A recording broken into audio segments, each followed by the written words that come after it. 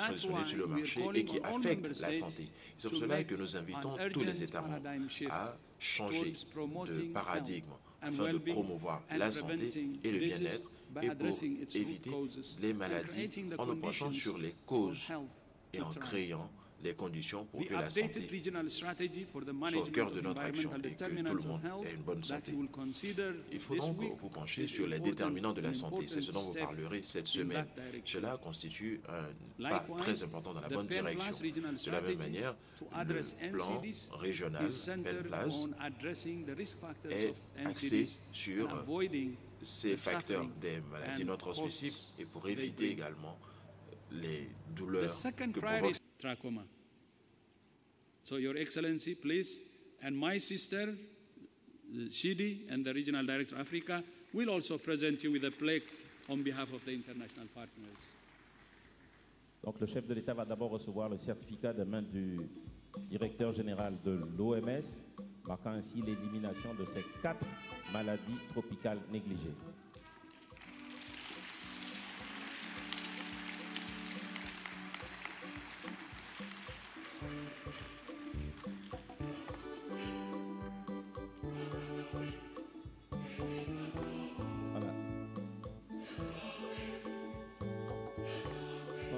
Le président de la République va recevoir maintenant un trophée des mains de la directrice régionale ainsi que de la directrice générale de l'UNICEF.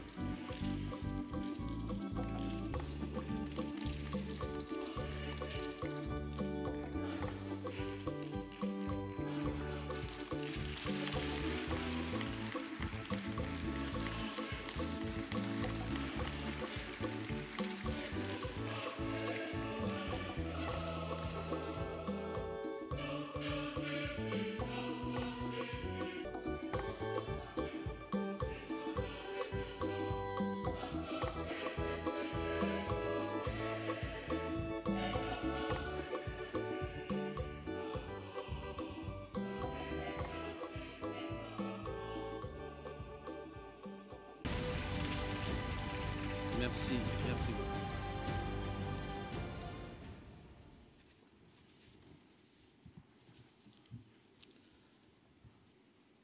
Madame le Premier ministre, chef du gouvernement, Madame la Présidente de l'Assemblée nationale, Monsieur le Directeur général de l'OMS, cher Tedros, Madame la Commissaire de l'Union africaine en charge de la santé, des actions humanitaires et du développement social, Mesdames et Messieurs les ministres de la Santé venus des pays frères d'Afrique et chefs de délégation, Mesdames et Messieurs les membres du gouvernement du Togo, Mesdames et Messieurs les ambassadeurs et représentants des organisations internationales accréditées au Togo, Madame la directrice régionale de l'OMS Afrique, Monsieur le directeur général du CDC, de Africa CDC, j'allais dire, et chers invités, je salue les officiers présents dans la salle, les députés, les chefs traditionnels que je n'oublie pas, les membres de la société civile et de la presse. Distingués invités, chers participants. Monsieur le directeur général, je saisis l'occasion de ce jour pour vous exprimer à nouveau mes chaleureuses félicitations pour votre récente reconduction à la tête de l'Organisation mondiale de la santé et formeux des vœux de plein succès pour votre nouveau mandat. Et je vous remercie également d'avoir réservé une de vos premières sorties à notre pays. À l'endroit de tous, je voudrais réitérer les mots de bienvenue que le ministre de la Santé et de l'Hygiène publique vous a adressés et vous dire, au nom du gouvernement et du peuple togolais tout entier, que nous sommes vraiment heureux et fiers de voir Lomé, notre capitale, accueillir pour la première fois la session annuelle du comité régional de l'OMS pour l'Afrique. L'histoire retiendra certainement que cette première pour le Togo, décidée au terme de la 69e réunion à Brazzaville en août 2019, s'est finalement concrétisée en cette année 2022, après 2 éditions tenues en mode virtuel en raison des restrictions imposées par la pandémie de Covid-19. Je vous encourage donc, chers participants, en tout cas j'espère que vos travaux vous laisseront un peu de temps pour aller à la découverte de notre capitale Lomé et profiter et surtout apprécier l'hospitalité des Loméens et des Loméennes. Distingués invités, mesdames et messieurs, en dépit des évolutions de la situation sanitaire qui nous permettent de nous retrouver ici ce matin, la présente session se tient dans un contexte toujours éprouvé par la pandémie où la santé reste encore fortement tributaire des inégalités d'accès aux soins, des changements climatiques, des conflits dans plusieurs régions du monde et de l'insécurité sur notre continent. Déjà en mai dernier, la 75e Assemblée mondiale de la santé s'est réunie sur le thème éloquent « Santé pour la paix et paix pour la santé ». Notre réflexion globale doit nécessairement intégrer l'impact de ces crises multidimensionnelles dont la complexité et la persistance menacent la vie de plus en plus de personnes sur notre planète. En Afrique, comme partout ailleurs, nous devons donc tenir compte des enjeux de l'heure et surtout agir. Agir d'abord pour garantir l'accès à des soins de qualité pour tous, partout et en tout temps. Agir encore pour offrir une protection sociale et une couverture sanitaire universelle à nos concitoyens. Agir enfin pour éradiquer le phénomène des médicaments contrefaits et de mauvaise qualité. Il y a donc beaucoup à faire, cela est indéniable. Mais face à l'importance des défis qui restent à relever, nous pouvons légitimement reconnaître les progrès accomplis à leur juste mesure et les saluer comme autant de succès dans notre lutte pour améliorer la vie dans son acception générale, soigner et protéger, mais aussi prévenir et éduquer, comme vous le disiez, Monsieur le Directeur général. Monsieur le Directeur général, distingués invités, la santé est une priorité de cohésion sociale que le gouvernement togolais a placée au cœur de sa politique de développement. L'une des ambitions de la feuille de route du gouvernement à l'horizon 2025 est en effet d'offrir une identité et garantir la couverture santé et l'accès aux services sociaux de base à tous. En ligne donc avec le 13e programme général de travail de l'OMS qui vise à faire bénéficier 1 milliard de personnes supplémentaires d'une couverture sanitaire universelle. Dans cette optique, nous avons fait évoluer le cadre institutionnel, notamment avec la création d'un ministère délégué chargé de l'accès universel aux soins au sein du ministère de la Santé. Quant au cadre législatif, il a vu, entre autres, l'adoption de la loi instituant l'assurance maladie universelle, dont le déploiement est confié à l'Institut national d'assurance maladie. La politique que nous mettons en œuvre dans le domaine de la santé intègre bien le concept One Health par l'approche holistique que nous avons adoptée. Ainsi, depuis bientôt 1 an, nous avons développé un programme d'accompagnement de la femme enceinte et du nouveau-né qui vise à accroître leur accès aux services et aux soins de santé. L'engouement appréciable qu'il suscite auprès des bénéficiaires dans les centres de santé publics et accrédités encourage à le poursuivre, voire à en étendre les prestations. Nos enfants, élèves dans les écoles, collèges et lycées pour leur part, sont éligibles à une assistance médicale dédiée dont bénéficient à ce jour environ 2 millions d'entre eux. De façon générale, la disponibilité en ressources humaines s'est améliorée grâce à la décentralisation des établissements d'enseignement et des formations sanitaires à travers la construction et l'équipement des structures selon la carte sanitaire, ce qui a permis une augmentation significative de l'accessibilité géographique aux soins, estimée aujourd'hui à environ 76%. Distingués invités, mesdames et messieurs, au nombre des actions concertées résultant de notre souci constant de préserver la santé de nos populations, je voudrais mentionner l'initiative de Lomé, lancée ici même le 18 janvier 2020, Monsieur le Directeur général, en votre présence, par le Togo et 5 autres pays africains, à savoir le Congo, le Ghana, le Niger, l'Ouganda et le Sénégal. La déclaration politique qui en est issue vise à mettre en œuvre les plans nationaux de lutte contre les médicaments de qualité inférieure et falsifiés à travers une action coordonnée des pouvoirs publics et du secteur privé, en rappelant que près de la moitié des signalements de trafic proviennent d'Afrique subsaharienne et pire, que plus de 100 000 décès d'enfants de moins de 5 ans chaque année seraient liés à l'utilisation d'antipaludéens de mauvaise qualité.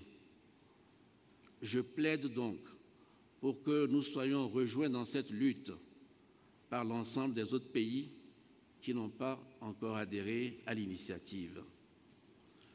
L'engagement pour la santé est pour nous une responsabilité, mais elle est surtout pour nos sociétés la clé qui ouvre les portes du progrès, de la prospérité et donc d'un avenir radieux.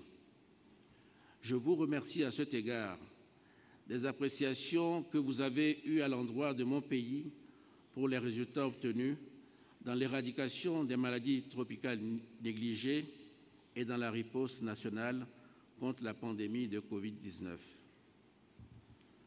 Monsieur le Directeur général, distingués invités, ces progrès ont été rendus possibles grâce au dévouement et à l'engagement de tous les acteurs de la santé au plan national et grâce à l'accompagnement et à la sollicitude de nos partenaires. Je voudrais saisir la présente opportunité pour redire mes chaleureuses félicitations à toutes les parties prenantes qui œuvrent à tous les niveaux dans notre pays pour préserver ce bien précieux qu'est la santé. Au nom du gouvernement et du peuple togolais, je voudrais formuler des mots de remerciement à l'endroit de toutes les institutions et organisations partenaires qui interviennent dans le domaine de la santé au Togo et appuient nos efforts. Je ne pourrais manquer l'occasion de saluer en particulier l'Organisation mondiale de la santé.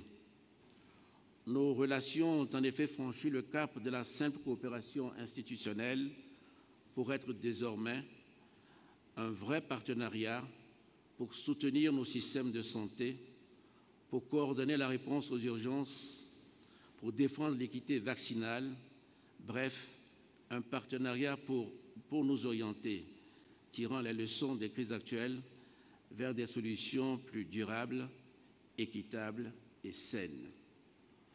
L'épisode non encore achevé de la pandémie de Covid-19 aura, en tout état de cause, contribué à mettre en lumière l'importance du multilatéralisme incarné par l'OMS, qui s'est résolument tenu aux côtés des plus vulnérables, avec l'équipe spéciale de l'Union africaine pour l'acquisition des vaccins.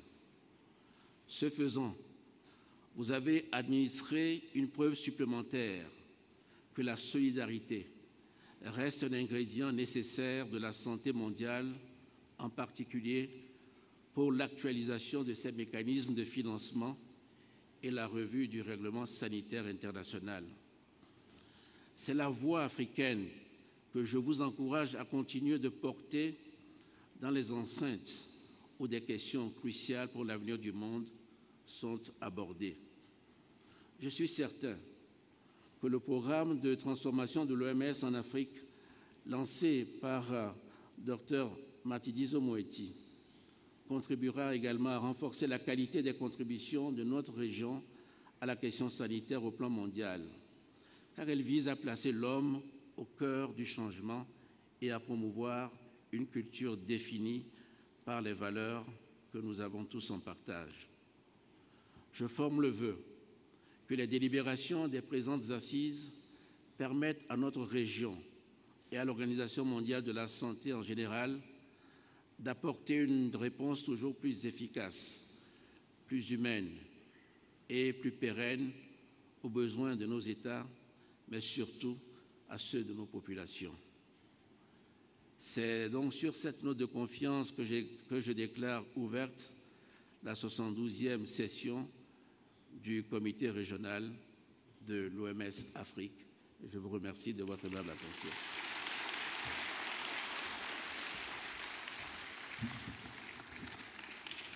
Nous remercions son Excellence, Monsieur le Président de la République. Avec son aimable permission, cette cérémonie pourra démarrer. Dans quelques petits moments, nous aurons la photo de famille qui se fera ici même dans la salle. Nous vous convions à suivre maintenant cette chanson interprétée par la chorale Avenir de l'Université de Lomé, qui est une composition originale pour l'occasion, dédiée et pour rendre hommage à la mission de l'OMS. Et juste après, nous pourrons suivre une vidéo. C'est après cela que nous pourrons prendre la photo de famille avec l'aimable autorisation de son Excellence. C'est une représentation de la région africaine. Le président du comité régional fournira davantage d'informations sur les points pour décision tels que recommandés par le PSC. En guise de conclusion, j'aimerais exprimer mes remerciements à tous les membres du PSC de l'excellent travail qu'ils ont abattu.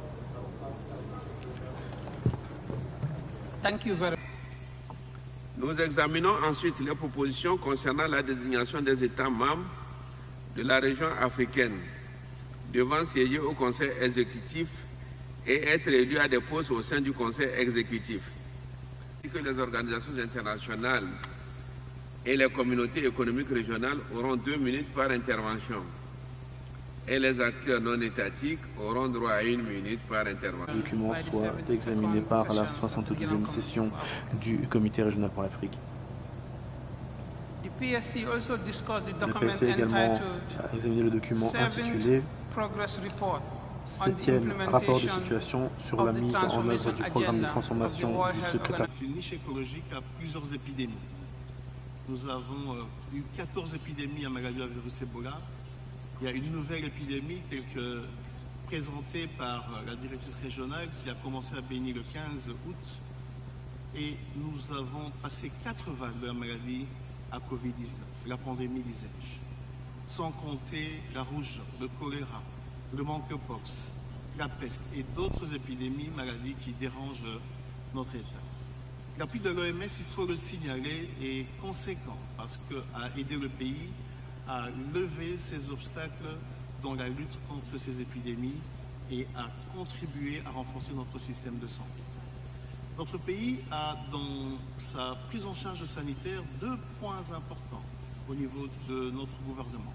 C'est de mettre en place la couverture santé universelle dont nous bénéficions de l'appui de l'OMS et également de lutter efficacement contre les épidémies et les endémies. Encore une fois, l'OMS est présent. Donc je ne pourrais passer cette session sans féliciter l'appui de l'OMS et également l'accompagnement du bureau régional qui aide le pays efficacement à renverser tous ces grands défis.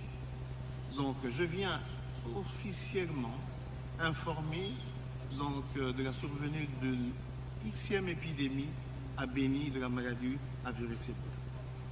De ce fait, la RDC prend note du présent rapport présenté par la directrice Dr Moueti et soutient également son adoption. Je vous remercie. Merci. Dernière intervention étatique de Sud-Soudan.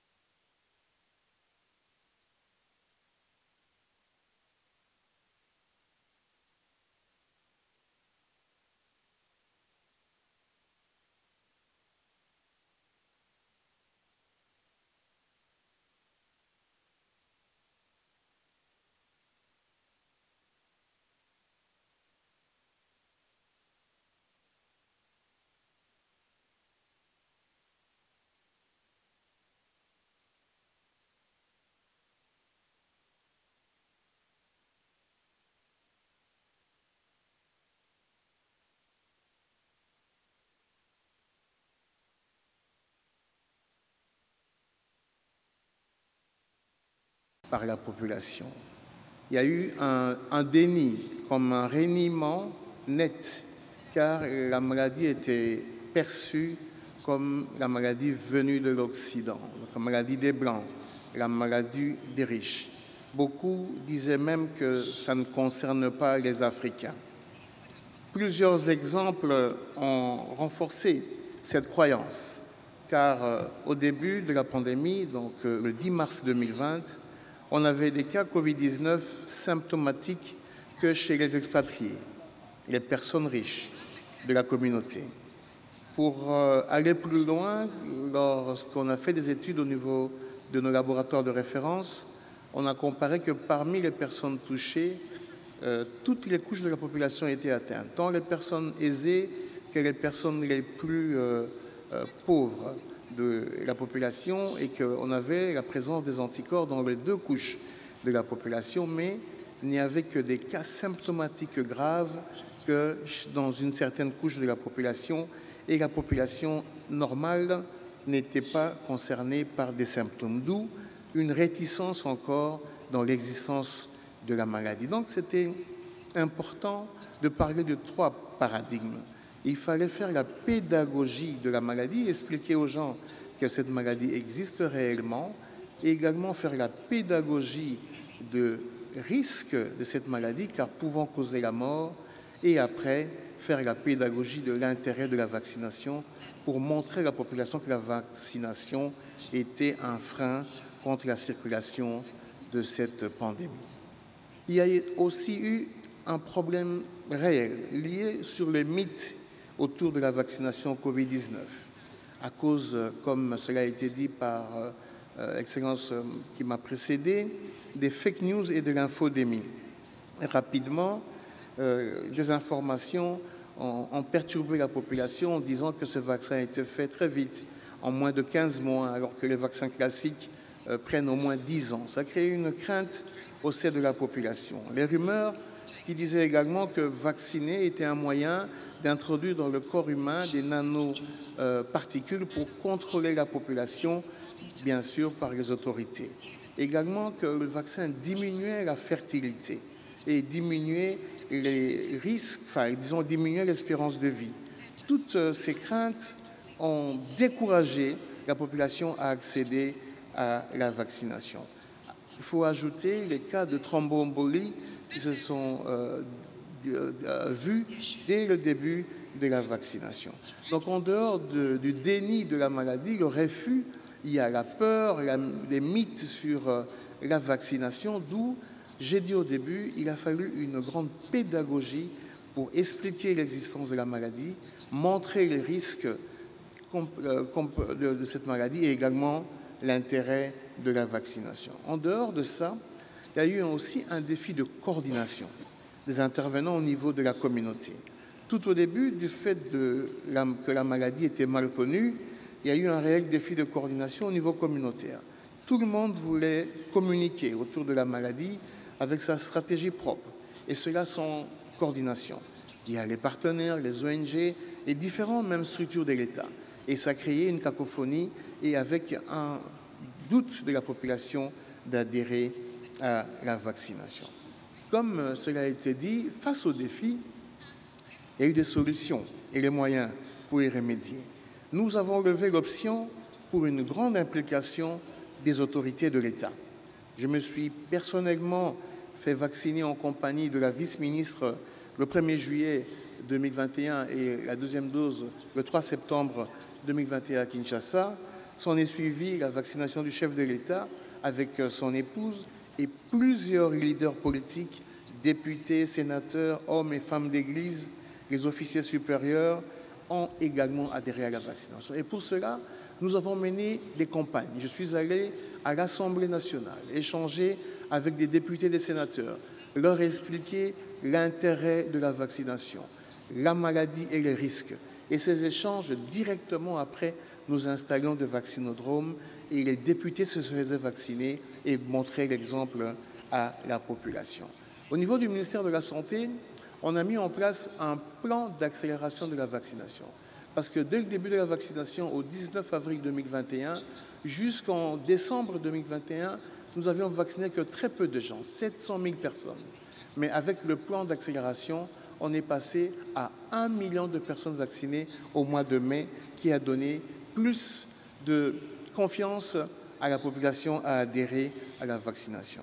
Et également, dans ce plan d'accélération de la vaccination, donc on a mis une meilleure communication des populations cibles et également un travail approfondi au niveau des relais communautaires. 250 000 personnes formées ont été déversées dans les rues, dans la capitale et en province, pour convaincre les populations à adhérer à la vaccination.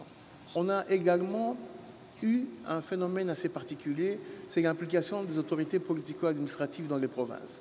Donc les gouverneurs, les ministres de la Santé des différentes provinces, pour que les populations adhèrent. On a vu que dans les provinces où il y a eu une meilleure implication des gouverneurs, la vaccination a augmenté. On peut donner deux exemples.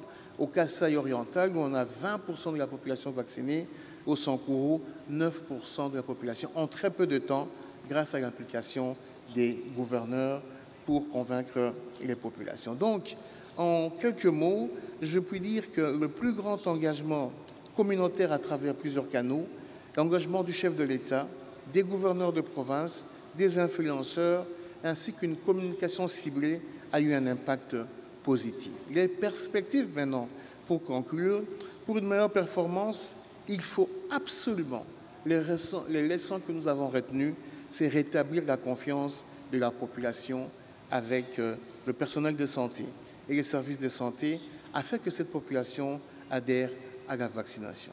Les autorités, le personnel de santé, il faut dire qu'en décembre 2021, nous n'avions que 1% du personnel de santé vacciné. Maintenant, nous sommes à 14% du personnel de santé vacciné. Donc, il y a une plus grande adhésion du personnel de santé vacciné et qui convainc encore mieux les populations à se faire vacciner.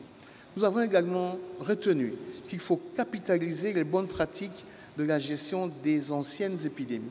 Dans l'exemple de la maladie à virus Ebola, nous avons eu 14 déjà, et une 15e qui a commencé il y a quelques jours.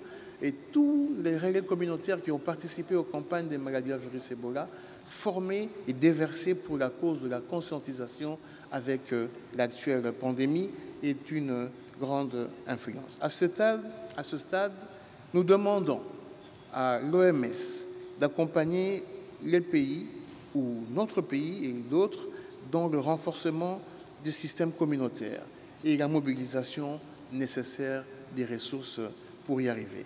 Nous sommes convaincus qu'un système communautaire efficace va contribuer solidement dans la mise en œuvre de la couverture santé universelle.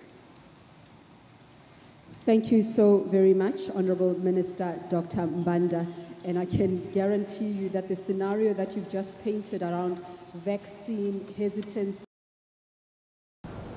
Monsieur le Président, Madame la Directrice régionale, leurs Excellences, Mesdames et Messieurs les ministres, concernant cette épidémie des poliovirus dérivés, poste vaccinal de type 2 en RDC, notre pays a connu au total 15 épidémies distinctes depuis mai 2017, 11 épidémies clôturées, 4 épidémies en cours.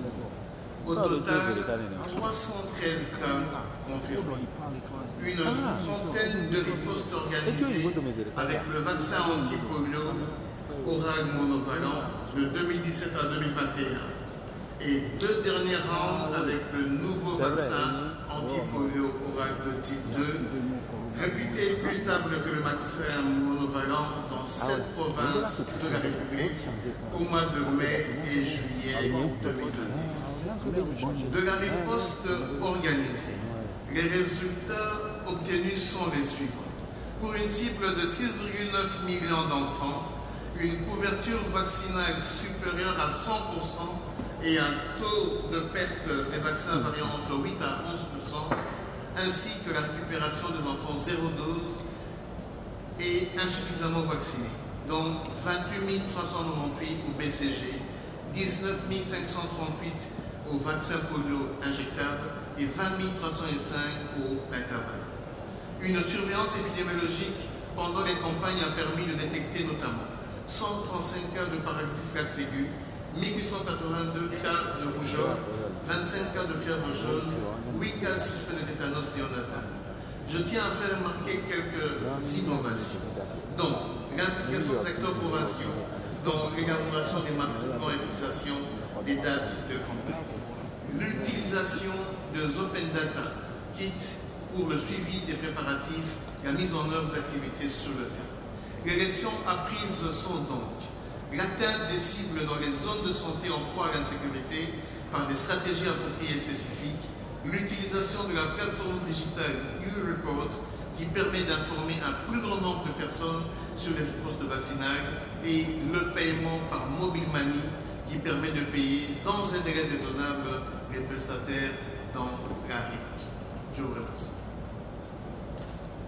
Merci beaucoup, Hervé.